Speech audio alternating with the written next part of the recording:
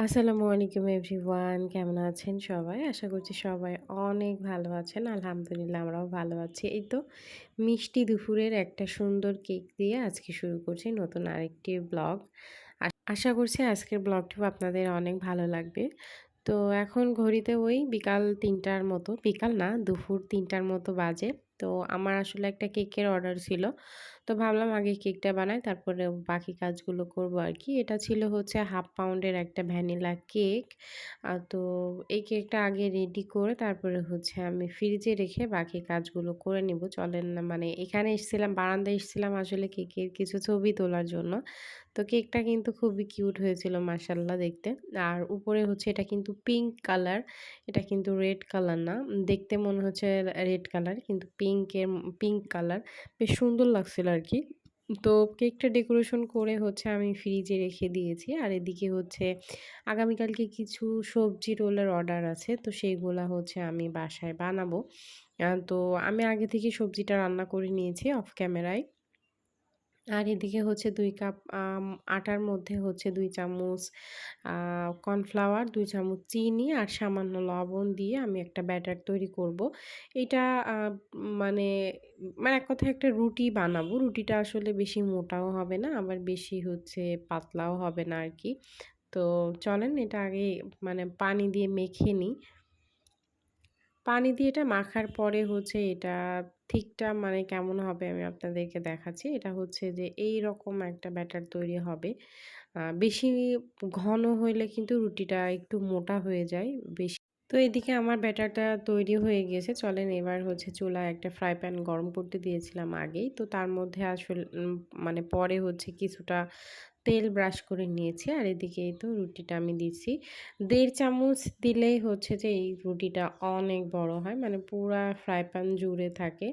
তো ১ম এ একটা দেওয়ার পরে দেখলাম যে একটু মোটা হচ্ছে। তারপরে আমি ব্যাটারের মধ্যে একটু পানি দিয়েছি। দেওয়ার পরে যে ওটা তারপরে হচ্ছে আপনার একটু পাতলা হয়েছে। পরেরগুলা কিন্তু খুব সুন্দর হয়েছিল। এটা ছিল হচ্ছে ১ম টা।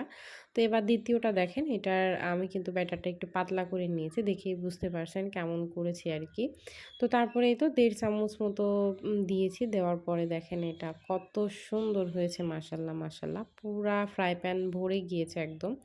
তো এই রুটিগুলা তৈরি করতে কিন্তু মানে খুবই ইজি। আবার সবজি রোলের জন্য আলাদাভাবে আমরা রুটি যেভাবে বানাই ওইভাবেই বানানো যায়। কিন্তু ওইটা আমার কাছে ঝামেলা মনে হয়। এজন্য হচ্ছে আমি এইভাবে ব্যাটার গুলিয়ে তারপরে হালকা একটু ছেঁকে নিই আরকি।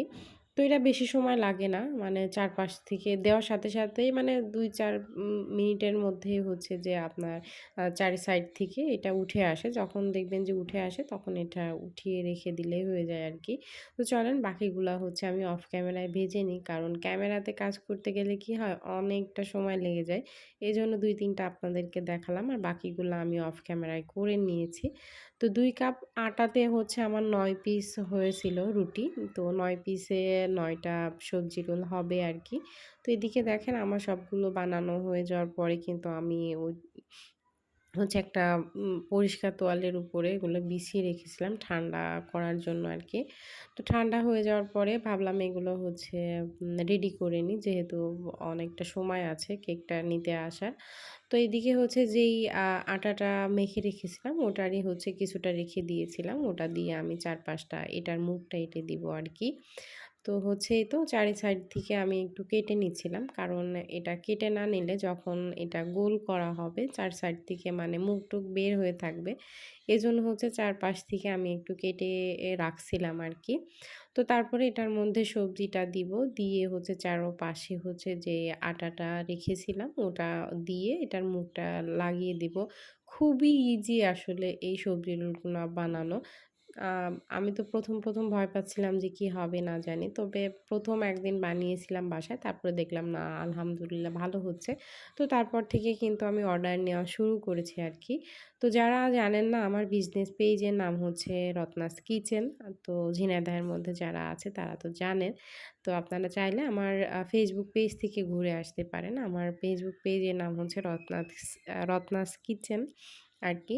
তো এদিকে হচ্ছে এই তো আমার সবজি রোল কিন্তু রেডি। তো বাকিগুলাও চলেন তৈরি করে নিই। আর এদিকে হচ্ছে ব্রেড ক্রাম্বটা আমি আগেই বানিয়ে রেখেছিলাম। তো তারপরে হচ্ছে ওই একই আটার মধ্যে হচ্ছে এটা একটু মেখে নিব। তারপরে হচ্ছে ব্রেড ক্রাম্ব দিয়ে এটা মাখবো আরকি। তো এই তো আমার হচ্ছে মানে খুবই সহজে আমার আজকের সবজি রোল হয়ে গিয়েছে। এই আরকি। তো বাকিগুলাও হচ্ছে আমি করে নিব। মানে আমি যতটুকু হচ্ছে ব্রেড ক্রাম্ব করে রেখেছিলাম সেগুলা দিয়ে সবগুলোই হয়েছিল। শুধুমাত্র ২ টা হচ্ছে হয়নি।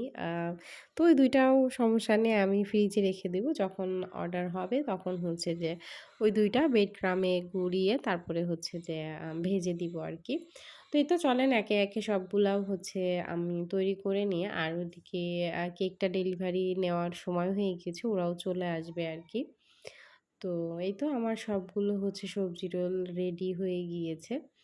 আমি মানে খুবই কম সময় লাগে আসলে। মানে সবজি রান্না করতে যতটুকু সময় লাগে আরকি। তাছাড়া এগুলা তৈরি করতে খুবই কম সময় লাগে। আলহামদুলিল্লাহ। আর আমি অনেকের কাছ থেকে অনেক ভালো, ভালো রিভিউ পাচ্ছি।